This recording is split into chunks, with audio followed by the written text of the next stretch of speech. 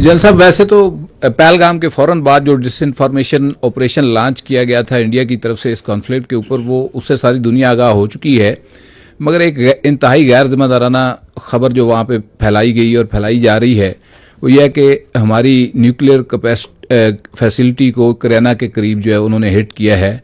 Aldous हमें तो मालूम है कि ये फॉल्स है, मगर इंटरनेशनल कंजम्पशन के लिए मैं चाहूँगा कि आप अपना इसके ऊपर पॉइंट ऑफ व्यू दे दें। जी, फॉल्स है।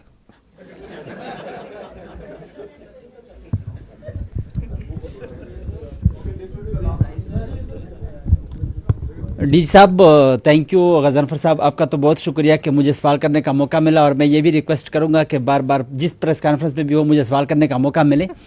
और अला नूर वजीर हूँ मशरिक पेशावर ग्रुप से। मेरा सवाल यह है कि भारत और पाकिस्तान दोनों एक दूसरे पर दहशतगर्दी के इल्ज़ामात लगा रहे हैं, तहफ़्फ़ुज़ात। तो ये इल्ज़ामात या तहफ़्फ़ुज़ात कैसे दूर किए जा सकते हैं? मिल बैठ कर किरदार अदा करना चाहिए दोनों ममालिक को। और दूसरा सवाल मेरा यह है कि अगेन अगर मतलब इस तरह ड्रोन आते हैं तो गिराने के लिए क्या अमल है? और साथ साथ जो मतलब भारत की जानिब से आपने बात की लोगों की कि हमने लोगों को टारगेट नहीं किया, तो आपका लोगों के लिए मैसेज क्या है और फिर भारतीय आर्मी के लिए आपका पैगाम क्या है? देखें, वो जो ड्रोन है वो 84 से आपका दिल नहीं भरा जो हमने गिरा दिए हैं।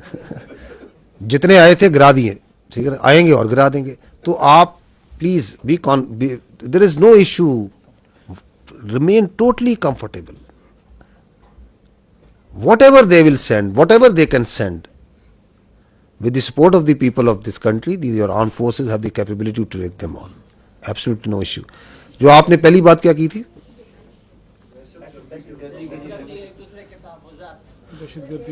You see, we have to first this issue of the scourge of terrorism. Who is facing it? It's Pakistan. Who is sponsoring it? Who is abetting it? It's India.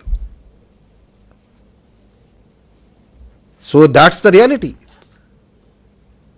Do you think that they are conducting, they are prosecuting terrorism in Pakistan through multiple proxies? How to deal with it? How to deal with it is to gel the nation to stand together, as we have stood like a steel wall against this threat from India. This steel wall will smash this terrorism also, whatever they may do, whatever proxies they may put. And the state of Pakistan, with the support of its people, is doing it. It requires the whole of the nation approach.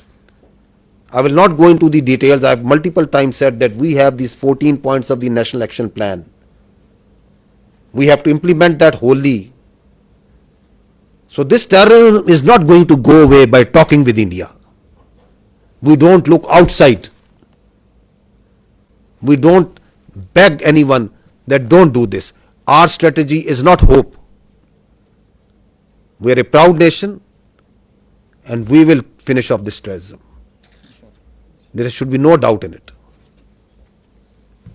जिस तरह का एक पाकिस्तान ने माशाल्लाह मशरक़ी side पे जो फतह ये हासिल की है, और कौम की मैंने देखा है कि खुशियों से उनकी आंखों में आंसू भी, लेकिन दिल उनका जो है आपकी आर्म फोर्सेस की वजह से बहुत जो है वो दुआएं दे रहा है। तो क्या हम मगरबी साइड पे भी इसी तरीके से इस जो मोमेंटम है उसके ज़रिए दहशतगर्दी के ऊपर काबू पा लेंगे, जिस तरह बलूचिस्तान के अंदर, जिस तरह केपी के अंदर हम देख रहे हैं कि मुख्तलिफ एरिया के अंदर, तो हम ये समझ सकते हैं कि ये जो मशरक़ी साइड के ऊपर जो इतनी बड़ी फतह याबी हासिल की है उससे पाकिस्तान काफ़ी अरसे से हालत जंग में है, तो उसको भी हम इसी तरह जो है फतह याब से हमकरार करेंगे।